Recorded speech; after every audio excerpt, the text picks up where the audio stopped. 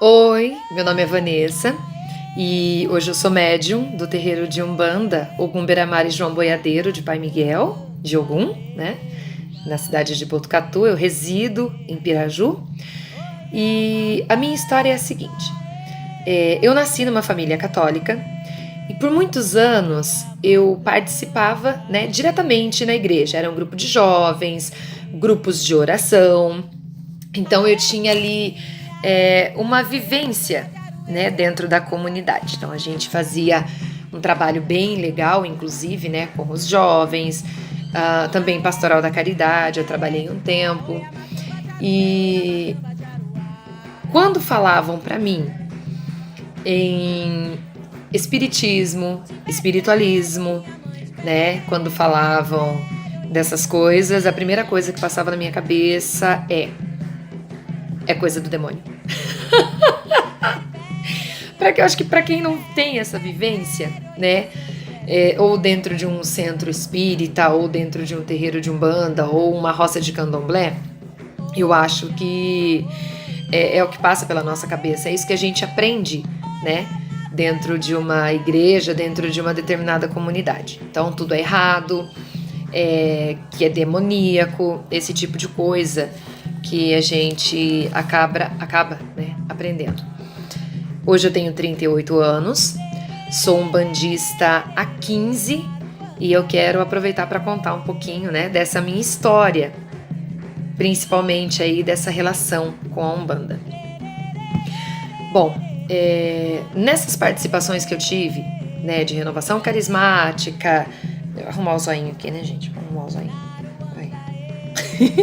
Renovação carismática, grupo de jovens. Então a gente trabalhava muito assim, em cima da oração, né? A gente ainda trabalha, né? Umbanda também é oração. Então a gente tinha ali o dom da revelação, o dom da palavra, o dom do conselho, o dom do entendimento. Então cada participante ali tinha uma função, né? Assim como é também num terreiro de Umbanda. E assim, eu sempre fui uma pessoa muito, sabe, eu sempre fui ativa. Então eu gostava muito de estar participando, de me colocar à frente, né? Eu gostava muito, muito, muito disso. Até que um belo dia, eu não sei se por ciúmes ou por quê, não sei o que aconteceu, saiu uma história, né, dentro da comunidade da qual eu participava. Na época eu casada, então, com meu primeiro marido, que eu estava sendo infiel ao meu marido. Gente, verdade. Eu procurei pelo padre na época, pelo pároco da cidade, conversei com ele e pedi. Falei, olha, padre, teria condições do senhor chamar essa pessoa que está esparramando essa história, trazer pra gente conversar, porque eu tô sendo acusada de adultério e isso não é certo, eu não estou fazendo isso, né? Eu lembro até hoje, gente, ele virou pra mim e ele falou assim, deixa como tá, me ajuda a rezar pela comunidade, por enquanto você se afasta, que não sei o quê. Eu virei um bicho, porque o mal que eu tenho, ou talvez seja uma qualidade, não sei, qualidade, defeito, mas eu sou muito sincera, né? Eu sou muito sincera. Eu lembro que eu briguei com ele, mandei ele a merda. E eu falei pra ele, olha, o senhor vai me desculpar, com todo o respeito que ainda me resta pra com você, mas para mim você não é representante de Cristo, porque uma pessoa que é conivente com mentira, uma pessoa que fica a favor de quem tá mentindo, ao invés de esclarecer os fatos, falei, você me perdoe, mas aonde você estiver, eu não entro mais. E assim foi. Eu me afastei da igreja, nunca mais fui a uma missa, coisa que eu não faltava, uma missa sequer eu não faltava. E é como eu disse, imagina você uma pessoa totalmente ativa, dali a pouco você para com tudo. E eu parei, simplesmente eu estacionei, né? Eu não queria mais continuar, eu não queria mais ficar próximo daquelas pessoas, porque aquilo me fazia mal, né? Da maneira principalmente com que me foi dito, com que foi pedido para eu falar com o padre, porque talvez o padre ia pedir o meu afastamento. Eu acabei brigando com o padre e gente, realmente, hoje não me faz falta nenhuma. Foi muito bom o que me aconteceu. O meu primeiro contato com a espiritualidade, óbvio, foi dentro da igreja, né? Porque em grupos de oração você vê de tudo, né? Ali você vê manifestações espirituais, você tem pessoas que de repente estão sofrendo ali, né, a obsessão, eu vou matar, eu vou matar, eu vou matar, e você tem que contornar aquilo através da oração, você tem que ir conversando com aquele espírito manifestado, aquela entidade manifestada. E foi aonde, depois, né, de conhecer a Umbanda, que eu fui entender que mesmo naqueles momentos em que eu estava, né, na Igreja Católica, eu já tinha os meus guias junto comigo, né? Eu já tinha essa iluminação dos meus guias, eu já tinha essa parceria com os meus guias. Afinal de contas, revelação, dom da palavra, você tem que ter uma inspiração, né? Então eu tenho muita certeza hoje de que eu fui muito inspirada, né? E outra coisa bem bacana também de falar é que assim, não me incomoda nem um pouco quando, né, eu comento que eu sou um bandista, a pessoa fala, nossa, você é macumbeira, ai, isso é coisa do capeta, que não sei o quê. Hoje não me incomoda mais, gente. Quer dizer, na verdade nunca me incomodou, não é que não me incomoda mais, nunca me incomodou, porque eu pensava daquela maneira antes de conhecer a Umbanda, antes de conhecer esse lado da espiritualidade. Então eu tinha esse comportamento também, entendeu? Pra mim era coisa do demônio. Pra mim era, nossa, era o apocalipse que estava acontecendo ali. E eu lembro que tinha uma amiga da época, né? Que ela me falou que ia vir uma pessoa na casa dela, que eles iam fazer um trabalho espiritual, se eu não gostaria de conhecer, né, esse trabalho espiritual, que talvez eu gostasse. Eu falei, vou lá, né? Aí eu fui. A primeira incorporação que eu vi, gente, assim, relativamente, né, a esse tipo de espiritualidade, foi até engraçado, porque a hora que o cara foi incorporar, mas ele fez um escândalo. Eu lembro da risada. Foi um escândalo, meu pai eterno. Eu ficava olhando. Credo. Ai, meu Deus. Aí eu lembro que ele virou pra mim e falou, né? Ele falou assim, precisa ter medo não, menina, que eu não vou te fazer mal. Eu falei, não tenho medo, eu tô curiosa, eu quero saber como que funciona, eu nunca tinha visto. Então, eu só fiquei curiosa, eu quero saber como que é. E assim foi. Eu assisti todo aquele trabalho, vi todas as conversas, as coisas que ele passava e tudo mais. Aí teve um encerramento e eu saí de lá, confesso que meio descrente. Eu olhei e falei, né? Torci o nariz, lógico, como a católica convicta, mesmo fora da igreja. Nisso já tinha... Nossa, gente, tinha bastante tempo. Tinha bastante tempo. 5. Tinha de 2 para 3 anos, mais ou menos, que eu estava afastada da igreja, já. Aí, teve um segundo trabalho, daí essa amiga minha entrou em contato de novo, falou, Van, fulano, não vou citar nome, né? Fulano tá vindo pra cá de novo, vai ter trabalho, você quer assistir de novo? Falei, eu quero. Aí eu vou porque eu tô sem fazer nada mesmo, vamos lá. Aí eu lembro que eu fui. Aí quando ele incorporou, mesmo show, óbvio, né? E quando ele incorporado, eu me lembro que ele conversou, né, com todo mundo que tava ali, e eu sentada meio que de canto. Foi onde ele virou pra mim e falou assim, viu? Você é uma pessoa triste, né? Eu olhei e falei, não sou triste. Ele falou assim, sim. Você é triste, sim. Você mostra que você é feliz, mas lá no fundo, você é uma pessoa triste. Porque estão tentando tirar o seu bem mais precioso, né? Eu olhei pra cara dele, eu fiquei impactada, porque até então eu não tinha comentado com ninguém o que estava acontecendo comigo, né? Do divórcio com meu primeiro marido, a gente teve problemas depois, principalmente em relação à guarda dos meus filhos. Meus filhos tiveram que ficar com os meus pais, né? Foi até um acordo que nós fizemos. Eu tive um tempo fora de Piraju, que eu fui trabalhar, eu não pude levar os meus filhos, porque ele não concordou, entendeu? Então, realmente, eu era uma pessoa triste. Aí depois ele me falou, né, que dentro do meu trabalho tinha uma pessoa querendo me prejudicar e que em 3 dias eu teria esse contato dentro do meu trabalho, né, para me mostrar que essa pessoa estava tentando me prejudicar. E, gente, foi incrível. No 3º dia, o meu chefe ligou, perguntou se eu podia ir mais cedo pro trabalho, que ele queria conversar comigo. Até então eu trabalhava em rádio. Hoje eu ainda trabalho em rádio. E ele sentou para conversar comigo. Olha, porque me falaram isso, que você tava não sei aonde, que você tava bebendo, que não sei o que, lá. E antes desse chefe, a gente tinha um outro, né, um diretor que era maravilhoso, definitivamente maravilhoso, uma pessoa muito humana, o Gervásio. Então eu gosto muito do Gervásio, apesar de não ter mais tanto contato com ele, mas a gente se encontra na rua, oi, tá? E eu lembro que eu virei para esse chefe e falei assim, olha, quando eu entrei aqui, o Gervásio me falou o seguinte, que a minha vida do portão para dentro da rádio é problema da rádio, do portão para fora é problema meu. Aí expliquei o motivo dessa perseguição dessa pessoa pro meu chefe, falei para ele, fui bem explícita nas palavras mesmo, porque quando eu tô incomodada eu fico medindo palavra, tentando ser boazinha, a certinha, de jeito nenhum. Quando eu tô na minha razão e eu fico fora de mim, se eu tiver que soltar um palavrão, eu vou soltar um palavrão. Entendeu? Infelizmente isso acontece.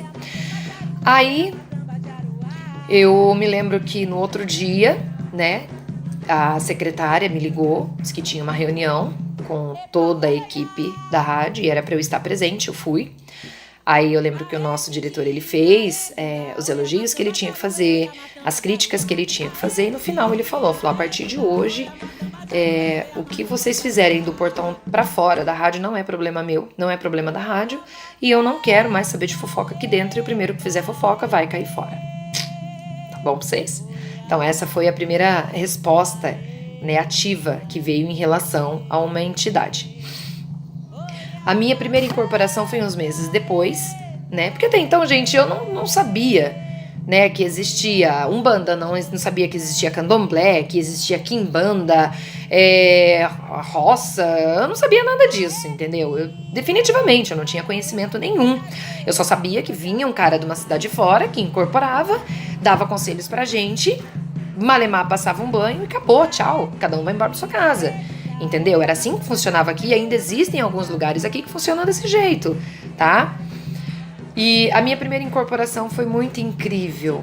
Foi muito incrível, porque eu tava ali de corpo e alma, né? Eu passei a crer mais, a acreditar muito mais na espiritualidade, né? Eu falava, nossa, os caras são foda. Foda. E aí, a minha primeira incorporação, né, foi uns meses depois, e nós estávamos reunidos, a gente fez a abertura, cantamos ponto para a entidade desse cara vir, e eu me lembro que ele tinha um cajado, não era um preto velho, por isso que eu falo que aqui o povo não tem muita definição do que é, do que não é, eu já explico por quê, calma. E ele pegou esse cajado, colocou esse cajado na minha cabeça. Ele não pôs a mão na minha cabeça, ele pôs o cajado. Aí eu me lembro que eu tive a minha primeira incorporação. Essa entidade, eu não sei dizer pra vocês até hoje quem é que não é. Não sei. E gravando agora, eu acabei de perceber que eu nunca tinha procurado saber. Nunca procurei saber. Não sei. Nossa. Quem sabe um dia, né? Eu descubro, daí eu conto pra vocês também. E eu lembro que essa entidade pediu água, ela não se manifestou falante, não dançou nada, ela ficou parada e eu tinha total consciência daquilo que estava acontecendo, pediu água. Aí eu lembro que o meu amigo, o Zé Maria, pessoa que eu amo demais, eu tenho como um pai do coração, ele serviu água para essa entidade jogou água na minha cabeça, bem no topo da minha cabeça, assim, pegou e virou a água no topo da cabeça, molhou meu corpo todo, cabelo molhado, roupa molhada, chão molhado. E ela fez a limpeza em mim, que ela tinha que fazer, né? E, gente, não foi 15 minutos que aquela entidade ficou ali, fazendo todo o processo de limpeza e tudo mais, porque até então a gente não tomava banho de ervas pra ir. entendeu? Para acompanhar essas incorporações. A gente não tomava banho de erva, a gente não fazia nada. Malemar acendia uma vela para o anjo da guarda. Não firmava. A gente acendia a vela para o anjo de guarda. E eu sei que não ficou 15 minutos. Foi muito menos do que isso. E quando essa entidade foi embora, o meu corpo estava seco, a minha roupa estava seca e o meu cabelo estava seco. Havia só um pouco d'água no chão. Alguns pingos d'água no chão. E aquilo foi... Eu falei, nossa, eu preciso crer ainda mais. Eu tenho que acreditar, eu tenho que propagar isso. Mas vou propagar o quê? Você não sabia nem o que eu estava fazendo. Aí a gente começou, né, a fazer esses trabalhos, mas era só assim, a gente incorporava para descarregar, incorporava para descarregar, para conversar, para pedir conselho, eram essas coisas que a gente fazia. E, gente, a câmera, ela tá ficando... É por causa de foco, tá? Então, às vezes eu me mexo assim, ela vai escurecer um pouquinho, depois ela vai clarear. Infelizmente, é o recurso que eu tenho hoje. Ainda bem que eu tenho esse recurso, né? E, então, foi isso. Aí, eu procurei saber, eu perguntei pra ele. Eu falei assim, viu, vacilão, que a gente chamava ele carinhosamente de vacilão. Ele vai saber quem é se um dia ele assistir esse vídeo. O vacilão. E eu peguei e falei, vacilão, o que a gente faz aqui? Ele olhou e falou, por quê? Eu falei, não, é porque você só incorpora o senhor Omolu, que acredito eu hoje que deva ser um Exu com o nome de Omolu, né? E eu falei, você só incorpora o seu Omolu e você não incorpora mais nada. Que religião que a gente é? Que seita? O que a gente faz? Ele deu risada e falou pra mim, falou, isso é um assunto pra outra hora. Tá bom. E na época eu tinha acesso à internet apenas na rádio que eu trabalhava, né? Eu trabalhava à noite, então o tempo que tava tocando música, eu tava na internet ali pesquisando. Comecei a pesquisar, colocava lá incorporação de Omolu, aí começou a aparecer um monte de coisa. Eu falava, ai meu pai, agora lascou-se.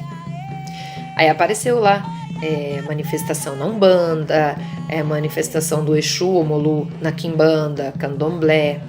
E aí eu fui dar uma passada, né, uma lida rápida em cada um para ver do que se tratava, né? E, gente, querendo ou não, Candomblé é lindo.